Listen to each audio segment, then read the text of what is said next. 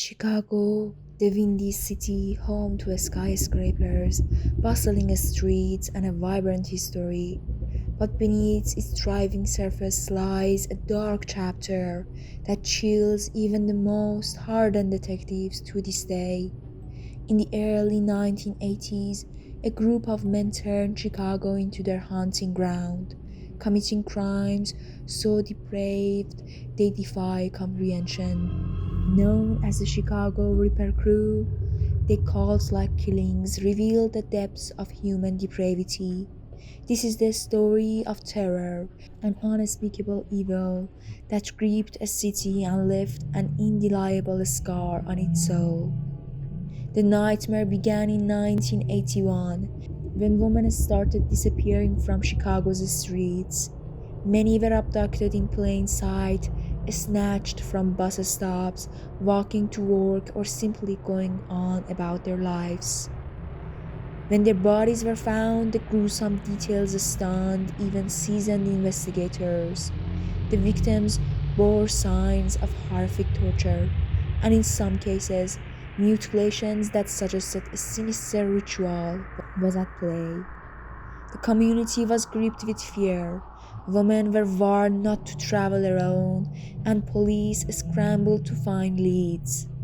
What they didn't yet realize was that the predators weren't just killers, they were a cult, led by Robin Gecht, a seemingly unassuming handyman with a dark past. The Chicago Ripper crew was composed of three other men, Edward Spritzer, and brothers Andrew and Thomas Kokorales. This wasn't a typical gang. The crew was united by a twisted obsession with violence and a shared devotion to rituals. Their motives were as horrifying as their actions. They believed that torturing and killing women gave them power, and they carried out their acts in the name of an unspeakable form of worship. The Chicago Ripple crew lured their victims using deception and violence. In many cases, they offered women a ride only to abduct them at gunpoint. Once captured, the victims were taken to a makeshift lair, a small room where the crew carried out their atrocities. The details of the crimes are as horrifying as they are hard to comprehend. Victims were subjected to sadistic torture, including mutilation with surgical precision. Evidence pointed to a pattern. The crew often removed the victims' breasts, a horrifying act believed to be part of their rituals. These body parts were reportedly used in occult ceremonies, with the leader claiming they held dark significance. The group method suggested careful planning but also a depraved sense of enjoyment in the suffering they inflicted. The Ripper crew seemed untouchable for a time, moving quickly between victims and leaving behind little evidence.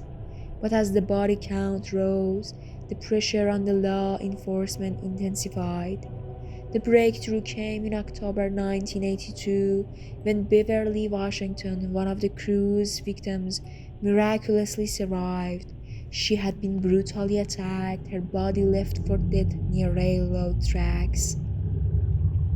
Despite her injuries, Beverly provided police with crucial details about her attackers and their van, giving investigators their first solid lead. Using Beverly's testimony, police were able to connect the dots to Robin and his associates. When the crew was arrested, the full extent of their depravity was laid bare. Interrogation reveals a horrifying world of rituals, where Robin acted as the leader and the others followed his commands with chilling obedience. The men confessed to at least 18 murders, though authorities believe the true number could be much higher. The trial revealed even more disturbing details about Robin's influence, a former associate of the infamous serial killer John Wayne Gacy. Robin had a history of violent tendencies and a fascination with the occult. His charismatic control over the other members turned them into willing participants in his nightmarish vision. The Chicago Reaper crew faced justice, though the outcome varied. Edward Spritzer and the Cocorelli's brothers received sentences ranging from life in prison, life imprisonment to death. Andrew Cocorellis, the only member sentenced to death, was executed in 1999, the last person to be executed in the state before the death penalty was abolished. Robin, the ringleader, was convicted of murder and received a 120-year prison sentence. However, many believe that his punishment was not enough for the horrors he created. Robin remains in prison, but the memories of his crimes continue to haunt the families of his victims and the city of Chicago. The Chicago repair crew turned a vibrant city into a landscape of fear, their twisted rituals pushing the boundaries of human cruelty. Though they were eventually stopped, their reign of terror serves as a grim reminder of the evil that can hide in plain sight.